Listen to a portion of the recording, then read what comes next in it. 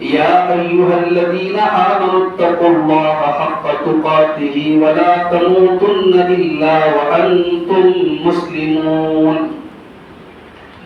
يا أيها الناس اتقوا ربكم الذي خلقكم من نفس واحدة وخلق منها زوجها وبث منهما رجالا كثيرا ونساء واتقوا الله الذي تساءلون به والأرحام إن الله كان عليكم رقيبا.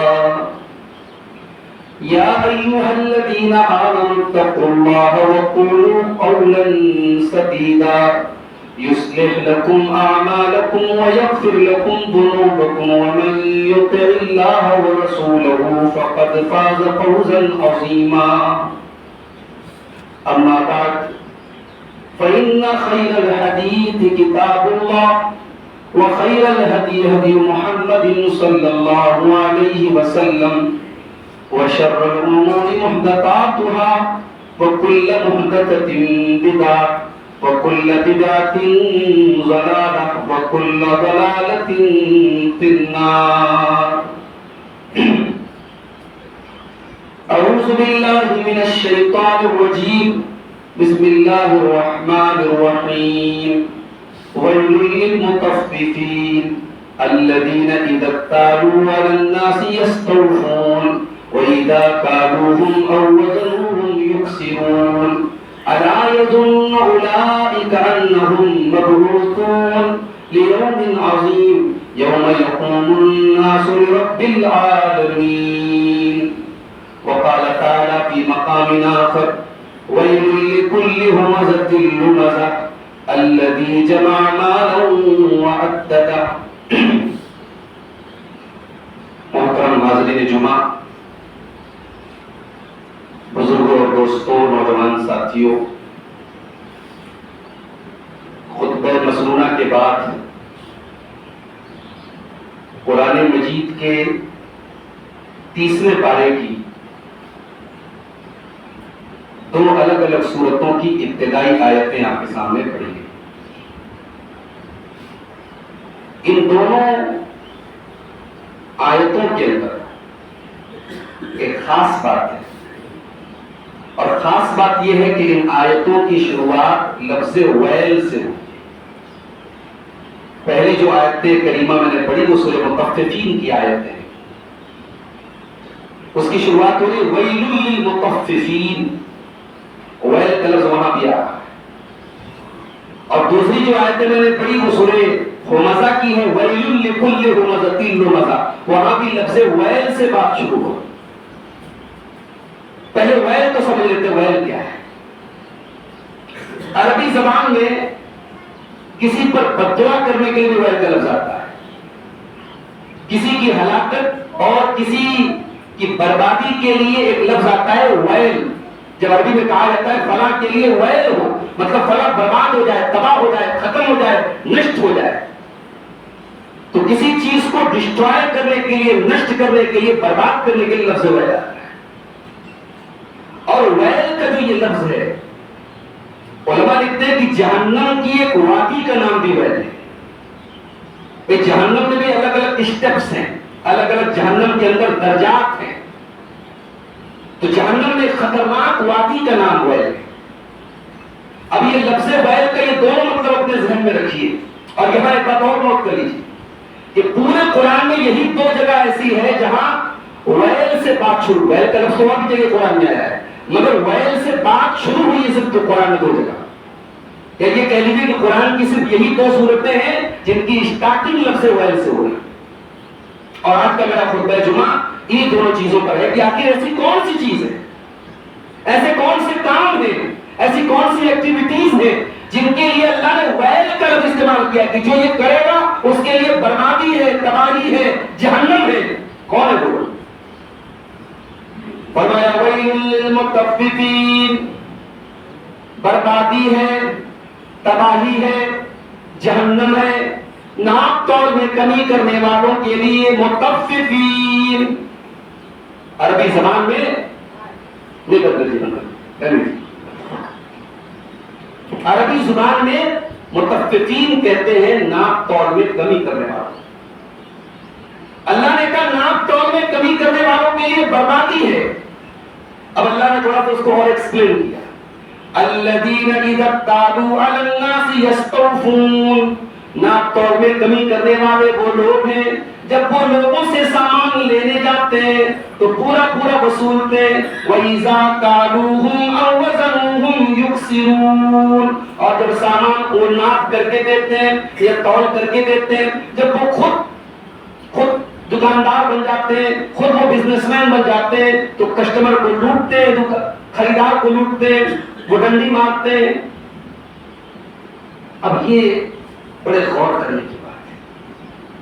آج یہ مسجد جو ہے ماشاءاللہ ایک مارکیٹ پلیس میں ہے, مارکیٹ ہٹیا میں یہ مسجد, اور میں سمجھتا ہوں کہ اس آیت کریمہ میں جو بات کہی گئی ہے ہم سب کو غور کرنا چاہیے. یہاں جتنے بزنس مین ہیں, جتنے تاجر ہیں, جتنے ہٹیا میں کام کرنے والے ہیں, اور بڑی تعداد اس مسجد کے مسلمان کی وہی ہے, ہمیں اس پر بہت غور کرنے کی ضرورت ہے. اس آیت ہے یعنی اللہ کی نظر میں لوگوں کے مال کو ناجائز طریقے سے غصب کرنے والا, ناجائز طریقے سے لوگوں کے مال پر حملہ کرنے والا, لوگوں کے ساتھ فراڈ کرنے والا, لوگوں کو دھوکہ دینے والا اللہ کی نظر میں کتنا برا ہے میرے بھائی, کہ اللہ قرآن میں پوری ایک سورت نازل کرتا ہے اور سورت کی اسٹارٹنگ کا تو وَيْلٌ لِّلْمُطَفِّفِينَ, بربادی ہے ناپ تول میں کمی کرنے والا. اور علماء نے اس آیت کی تفسیر میں ایک اور بڑی پوائنٹ کی بات لکھی کہ یہاں ناپ تول کا ذکر تو ایک سمبل کے طور پہ, ایک علامت کے طور پہ, زندگی کے ہر میٹر میں اللہ تعالیٰ ایک معیار بتا رہا ہے کہ جن لوگوں کے یہاں دوہرا معیار ہوتا ہے, جو اپنے لینے کی بات آتی ہے, اپنے مفاد کی بات آتی ہے, اپنے پروفٹ کی بات آتی ہے تو پورا پورا وصولتے ہیں, اور جب دینے کی بات آتی ہے, جب حق ادا کرنے کی بات آتی ہے تو ڈنڈی مارتے ہیں. زندگی کے تمام شعبے اور لائف کے تمام ایسپیکٹس قرآن کریم کی آیت ہے. آج باپوں کو شکایت ہے صاحب ہماری اور آپ بڑی نافرمان. باپ نے کبھی یہ سوچا کہ میں نے ایک باپ کا فرض کتنا ہے؟ 5 بیٹے ہیں. اسی کٹیہار کے علاقے میں ایک نوجوان مجھے ملا جس کے باپ کے 5 بیٹے ہیں اور لاکھوں کے کھیت ہیں اور پراپرٹی ہے, اور وہ بیٹا اپنے بچوں کو اعلیٰ تعلیم دلانے کے لیے چھوٹی موٹی دکان کر رہا ہے, اور اس کے باپ کے پاس اتنی دولت ہے کہ وہ اپنے تمام بیٹوں کو برابر صرف اپنی پراپرٹی اور اپنے کھیتوں کی جو پیداوار ہے وہ دے تو تمام بچے خوشحال رہیں گے. مگر باپ ایک بیٹے کو بھرپور دے رہا ہے اور باقی 5 بیٹوں کو محروم کر رہا ہے. یہ انصافی نہیں ہے کہ اللہ کیا اس کا حساب نہیں دینا پڑے گا؟ ہم اس منبر سے, ہم اسٹیجوں سے, ہم تقریروں میں ہمیشہ والدین کے حقوق پر بات کرتے ہیں, اور ہم اس سماج کو یہ بتاتے ہیں صاحب ماں باپ کے ساتھ بڑا ظلم ہو رہا ہے, مگر اللہ کی قسم اس سماج میں بڑی تعداد میں ایسی اولادیں ہیں جو مظلوم ہیں اور ان کے ماں باپ ان پر ظلم کر رہے ہیں. شریعت سکے کا ایک پہلو ہمیں نہیں سکھاتی. شریعت میں ون وے ٹریفک نہیں ہے. شریعت اگر ماں باپ کے حقوق بتاتی ہے تو شریعت اولاد کے بھی حقوق بتاتی ہے. بچہ پیدا ہوا, اس کا عقیدہ کرنا ماں باپ کی ذمہ داری, اس کا صحیح نام رکھنا باپ کی ذمہ داری, اس کو اچھی تعلیم دینا باپ کی ذمہ داری, اس کو اچھی تربیت دینا باپ کی ذمہ داری. بچہ جوان ہوا, بچی جوان ہوئی, صحیح وقت پر صحیح جگہ شادی کرنا ماں باپ کی ذمہ داری. اگر ان ذمہ داریوں میں سے کہیں بھی ہم نے کوتاہی کی تو یہ اولاد ہمارے گردن پر اللہ کی بہت بڑی امانت ہے. میرے پاس بہت بڑی امانت ہے, بہت بڑی ذمہ داری ہے, ہمیں اللہ کے حساب دینا پڑے. کتنی بچیاں ہیں 30 سال کی, 35 سال کی ہو گئی, ماں باپ فضول وجوہات کی وجہ سے, فالتو وجوہات کی وجہ سے اچھے رشتے ٹھکرا دیتے ہیں. بچیوں کی عمر نکل گئی, 35 سال کی ہو گئی, آج اچھا رشتہ نہیں آ رہا ہے. ان بچیوں کی جوانی کی بربادی کا ذمہ دار کون ہے؟ کتنے نوجوان لڑکے ہیں شادی کے قابل ہو چکے ہیں, ماں باپ کے پاس کوئی ایکسکیوز نہیں ہے, کوئی بہانہ نہیں ہے, ان بچوں کی شادی تاخیر سے کی جا رہی ہے, ان کو زنا کی طرف ڈھکیلا جا رہا ہے, ان کو بدکاری کی طرف ڈھکیلا جا رہا ہے. میں بڑے کھلے لفظوں میں کہتا ہوں یہ صحابہ کا دور نہیں ہے, یہ تابعین کا دور نہیں ہے. آج کے دور میں اپنی شرمگاہ کی حفاظت کرنا, اپنے آپ کو بدکاری سے بچانا بہت بڑا چیلنج ہے میرے بھائی, بہت بڑا چیلنج ہے. بے حیائی ہر طرف ہے, ننگا پن ہر طرف ہے, انٹرنیٹ موجود ہے, موبائل موجود ہے, تمام ہمیں بھڑکانے اور ہمیں بہکانے کے تمام راستے موجود ہیں. اگر ہم نے نکاح کے رشتے کو آسان نہیں کیا, اگر ہم نے نکاح کے سسٹم کو آسان نہیں کیا, زناکاری اور بدکاری آسان ہو جائے گی اور ہو چکی ہے. ماں باپ اپنا حق ادا کریں, اولاد اپنا حق ادا کریں. اگر ماں باپ غلط بھی کرتے ہیں اولاد کو یہ کہنے کا حق نہیں ہے کہ صاحب ہمارا باپ ہمارے ساتھ غلط کرتا تو ہم تعلق توڑ دیں. نہیں, اسلام یہ کہہ رہا تمہارے اوپر کیا حق ہے, تم اپنا حق ادا کرو. اپنا حق لینے کے لیے تم پورا وصولنے کے لیے تیار ہو, اور جہاں حق دینے کی بات آتی ہے, جہاں ذمہ داریوں کو نبھانے کی بات آتی ہے, وہاں پیچھا چھوڑاتے ہیں. وَيْلٌ لِّلْمُطَفِّفِينَ, ناپ تول میں کمی کرنے والوں کے لیے بربادی ہے. الَّذِينَ إِذَا اكْتَالُوا عَلَى النَّاسِ يَسْتَوْفُونَ, جب ان کو اپنا حق لینے کی بات آتی ہے تو پورا وصول لیتے ہیں. وَإِذَا كَالُوهُمْ أَوْ وَزَنُوهُمْ يُخْسِرُونَ, اور جب حق دینے کی بات آتی ہے, جب ذمہ داریوں کو نبھانے کی بات آتی ہے, جب اپنا کرتویہ نبھانے کی بات آتی ہے, جب اپنا فرض ادا کرنے کی بات آتی ہے, وہ ڈنڈی مارتے. أَلَا يَظُنُّ أُولَٰئِكَ أَنَّهُم مَّبْعُوثُونَ, اے حقوق میں کمی کرنے والوں, اے نعمتوں میں کمی کرنے والوں, اے لوگوں کا حق مارنے والوں, کان کھول کر کے سن لو. کیا تم یہ نہیں سوچتے ہو تمہیں ایک دن اللہ کے پاس جانا ہے؟ یوم یقوم الناس لرب العالمین, وہ بہت بڑا دن ہوگا, وہ قیامت کا دن ہوگا جب تم اللہ کے سامنے پیش کیے جاؤ. دنیا میں ہم نے کسی کا حق مار دیا تو دنیا میں تو چانس ہے نا, زمین لے لی تو زمین دے دیں, پیسہ لے لیا تو پیسہ دے دیں, کچھ اس کے بارے میں برا بھلا کہہ دیا تو معافی مانگ لیں. آخرت میں چانس دے دیں. بھائی آپ حج کرنے جاتے ہیں, عمرہ کرنے جاتے ہیں, انڈیا کا روپیہ سعودیہ میں نہیں چلتا, وہاں ریال چلتا ہے. دبئی جائیں گے وہاں درہم چلتا ہے, کویت جائیں گے وہاں دینار چلتا ہے, بنگلہ دیش جائیں گے ٹکا چلتا ہے. آپ کی کرنسی آپ کے ملک میں کام کرتی ہے. ہم نے لوگوں کی زمین لوٹی, ہم نے لوگوں کا حق مارا, ہم نے لوگوں کا مال لوٹا. دنیا میں مال کے بدلے مال ہے, دنیا میں زمین کے بدلے زمین ہے, دنیا میں پیسے کے بدلے پیسہ ہے. آخرت میں کرنسی چینج ہو جائے, آخرت میں مال کے بدلے مال نہیں چلے گا. وہاں کون مال لے کے جائے گا؟ وہاں تو بھائی ہم ننگے بدن جائیں گے.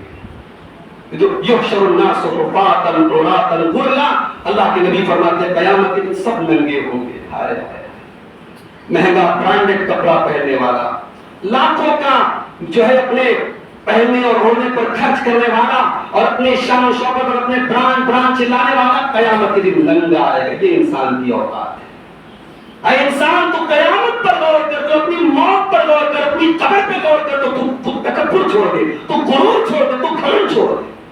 اس بات پہ تکبر ہے. تیرا رتبہ, تیری حیثیت, تیرے پیسے, تیرے بنگلے, جس دن تو مرے گا, جس دن تیرا انتقال ہوگا, تیری سانسوں کی ڈور تھمے گی, تو اس قدر بے بس ہو جائے گا. تو اپنی فارچونر سے چلا کرتا تھا, مہنگی گاڑیوں سے چلا کرتا تھا, آج 4 لوگوں کے کندھے پہ سوار ہو کے تو قبرستان جائے. دنیا والے تجھے سلامی ٹھوکا کرتے تھے, آج قبرستان میں مٹی دے کر کے کہیں گے یہاں تک آپ کی تعظیم کر دی, اب آگے آپ کے اعمال جائیں. اور قیامت کے دن ننگے ہوں گے ہم سب, ننگے بدن, ننگے سر, ننگے پیر. اور اللہ کے نبی فرماتے غرلن, ماں کے پیٹ سے بچہ پیدا ہوتا ہے تو بغیر ختنے کے پیدا ہوتا ہے. ختنہ تو ہم کرتے ہیں نا, اللہ کے رسول کی اور نبیوں کی سنت پر عمل کرتے ہیں, لیکن ماں کے پیٹ سے تو بغیر ختنہ کے پیدا ہوتا ہے. قیامت کے دن اللہ اسی حال میں اٹھائے, اسی حال میں ہم جائیں گے. ہمارے جیب میں پرس نہیں ہوگا, ہمارے پاس کپڑے نہیں ہوں گے. اور قیامت کے دن جانتے ہو سب سے پہلے کپڑا کس کو پہنایا جائے گا؟ اللہ کے نبی فرماتے سب سے پہلے کپڑا حضرت ابراہیم علیہ السلام